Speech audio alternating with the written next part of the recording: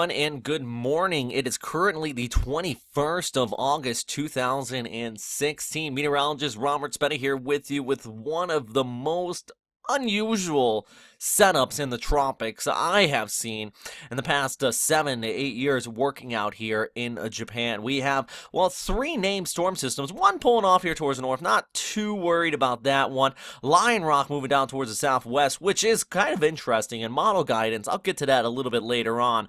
In the extended range, all sorts of all over the place. And then we have Mindulle. Now, this one is the one I really want to key in on because that is going to be having the most direct and most near-term impact out here across Japan. Right now, moving across the Ogazara and Izu Islands, we'll be continuing the track off towards the north by Monday morning, just in time for the morning commute. Expecting this to come on shore there in Kanagawa, Chiba, and eventually moving directly right over Tokyo. Right now, it actually, a lot of convection starting to really blow up around that center of circulation. You can see it here on the visible/infrared imagery, especially just down towards the south. The big thing is that these storm systems are starting to get some separation in between them because they've just been close enough the past few days where they're really messing with each other's tracks for starters, but also they're stealing each other's energy. With Lion Rock moving away, our other storm moving off towards the north, and then you have Mindulle starting to track in from the south. It does look like it should gather some of its moisture and consolidate itself.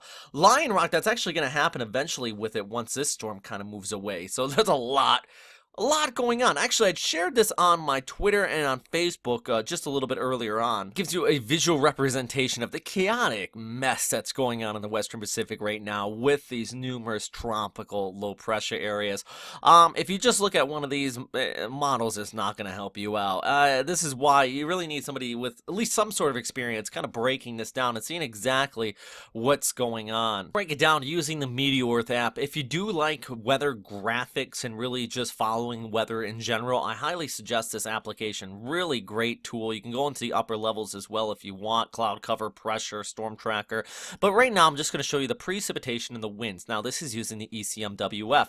The key thing to note that is you have Lion Rock over here towards the west. I still stand by that being an awesome name for a storm system. And Mindulle back here towards the east. Now they're going to they're close enough. They're still going to interact with a Fujiwara effect. Now they're rotating around this central area of high pressure in the middle of them. So this storm is going to continue to track off here towards the southwest, going south around that, while our other storm rotates up here towards the north. As it does so, it's really going to be nearing Japan through the overnight hours. Definitely waves going to be continuing to kick up, but we're going to be looking at some fairly gusty winds. We're talking a typhoon strength gust, very well likely as this does continue to approach basically over here towards the Izu Islands, Izu Peninsula, Chiba, Kanagawa. That's including our friends in the Yokosuka area. You're going to be seeing some pretty rough winds overnight here. Would not be surprised actually if the U.S. military goes into T-Core out there. As I just mentioned that, it looks like AFN put out T-Core 3. It was in place for Yokosuka about 12 hours ago, so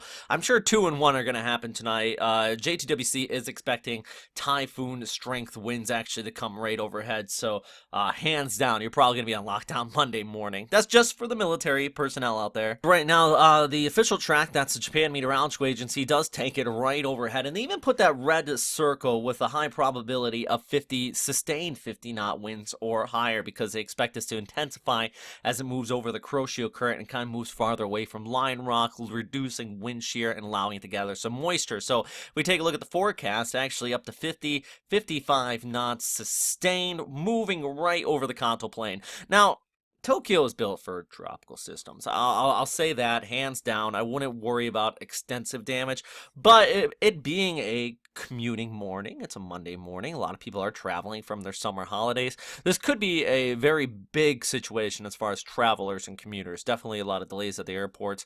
Ever since the severe weather a few years ago, they have been extensive on the train delays during typhoons. We had a couple, we had one collision actually in a snowstorm storm. So since then, things have been very cautious out here with the metro line. So that's something you do want to keep in mind throughout the day on Monday if you do even plan on going just a few stops away as our storm continues to track overhead here. So let's continue to look ahead now as we go ahead through Sunday. Basically, this is by the evening into the overnight hours. Our storm starts to approach the Izu Islands. Now, that's including Niijima, Miyako-jiba, Kozoshima, and you might think, oh, these are just some small islands south of Tokyo. Actually, about 20,000 people live out there, and they're definitely typhoon ready, though. By about 8 a.m., about 6 to 8 a.m., we're expecting this to really start to come on shore. Really in that right front quadrant, though, and that very well could be Kanagawa. That's where we're going to be seeing those typhoon strength winds, and then eventually moving directly over Tokyo. And actually, let's rewind this a little bit. Tokyo, it's going to be around noontime, heading into the early afternoon. Heavy rain showers, talking about localized flooding, and even that threat of some winds that could be tossing things around. So, hey guys, there is a typhoon headed that way. It's going to be bringing some rough weather, and I think overnight, I'm going to put out another video update just talking about this a little bit later, just a last minute update. But yeah, this is going to be a pretty rough night, Monday night into Tuesday before it starts to turn towards the north, and eventually continues to move over Hokkaido by Tuesday morning. Actually, it's going to be pretty rough out there. Hey, how about this storm down towards the south? That's Lion Rock, by the way, and the models are just a chaotic mess on that, by the way. But it does actually take, the ECMWF takes it right directly over Okinawa as a pretty powerful typhoon by next week, next Thursday. Hey guys, I wouldn't really get too up in arms on this specific model. So the ECMWF, and it basically shows you how uncertain that specific model is. If it was more certain, it would be more in line with what we're seeing with this storm, or even Mindulle, which is moving in from the south, pretty everything straight in a direct line. Yes, there is a little bit of a disparity, but it's not too much all over the place. And then you have Lion Rock, which it just looks like somebody threw a paint at the wall and splattered everywhere, and that's what the model is saying could happen with this storm. So right now, hey, if you are in Okinawa, watch it. Yeah, definitely watch it. But it is August, it's typhoon season, so don't be too surprised if you get hit by one. All right, that's all. Hey, if you have any questions, comments, suggestions, let me know down in the comments section below. I always appreciate your feedback. And yeah, if you're out here in Tokyo with me, I'm going to be running around probably tomorrow morning, taking some videos, shooting some photos.